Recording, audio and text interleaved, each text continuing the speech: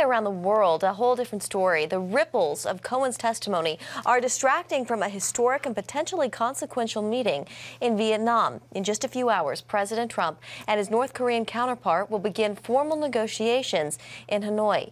Trump wants Kim to dismantle his nuclear sites in a verifiable way. Kim, meanwhile, is seeking relief from crushing U.S. sanctions that are hobbling his economy.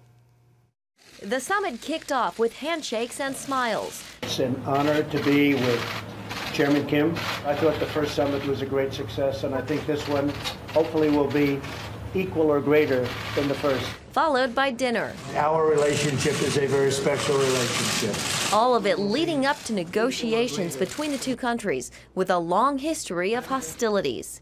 President Trump emphasizing what could be for North Korea and pointing to the success of host country Vietnam, another communist country with one of the world's fastest growing economies. Vietnam is thriving. But U.S. intelligence officials say it's unlikely North Korea will give up its nukes. And while the world watches on, it's not clear if Kim is even interested in giving up his control to allow outside investments.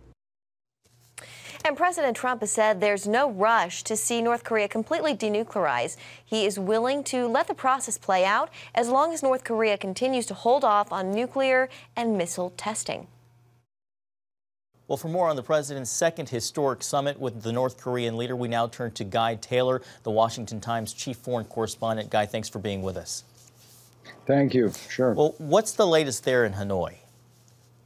Well, look, things have really kicked off here now with President Trump and Kim Jong-un and their respective teams gathering for a working dinner at the Sofitel, very fancy hotel here in Hanoi on Wednesday. This is the first real moment in this much-anticipated summit, and things have so far gone smoothly, setting the stage for day two here tomorrow.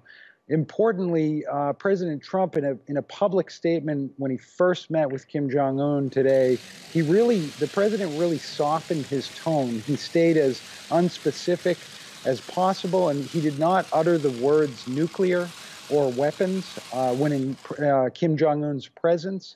Sticking really only to praising the North Korean dictator. Kim Jong-un, for his part, praised President Trump specifically for pushing through criticism and sticking with North Korea in this push for a second summit.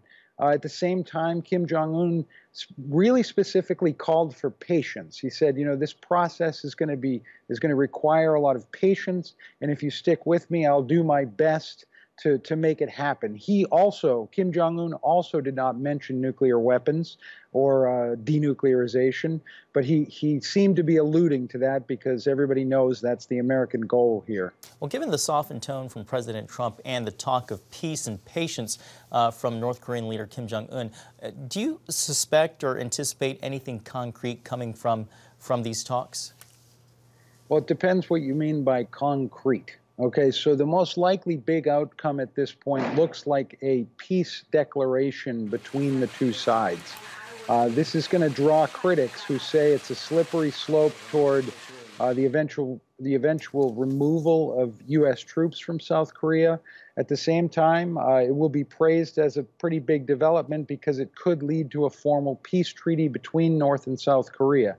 I think the second thing that looks like is going to come out at this point is some kind of an agreement on an expanded diplomatic presence of the North Koreans inside the United States, something like a liaison office. So this is the term being used, and also possibly a embassy-like liaison office for the United States in Pyongyang.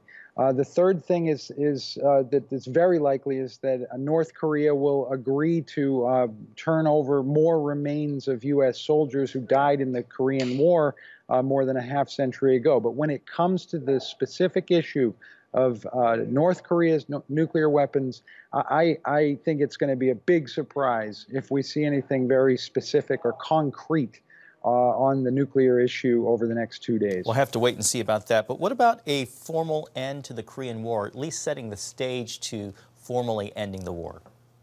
Yeah, this is something that North Korea has indicated that it wants. The problem for the United States is that if there is no stalemate or ongoing friction on the peninsula, then it becomes difficult for the United States to justify having such a large military footprint there right on the edge of China. At the same time, the idea of a peace declaration while North Korea still has a potentially expanding nuclear weapons program seems to run in the face of the whole U.S. mantra of verifiable denuclearization first. But again, though, in order for this process to move forward and get past where it has stalled in repeated attempts at diplomacy over the past 30 years, basically, there has to be a starting point. And here we are at this second historic summit, and this peace declaration seems like it's a true starting point for that. Well, we know the formal summit begins tomorrow. I think I'd be remiss not to ask you, since you're there in Hanoi, can you set the stage or set the scene for us? What's the energy like there in Hanoi? Well, in the areas downtown where President Trump and Kim Jong-un are making their movements, the best word that I could describe would be electric. Huge crowds gather on the streets whenever a motorcade carrying President Trump or Kim Jong-un is going anywhere. The security situation is very tight, but not extremely tense. It's just a lot of police presence. And the government here is basically shutting down traffic anytime there's a movement of either Kim Jong-un or President Trump. Huge crowds.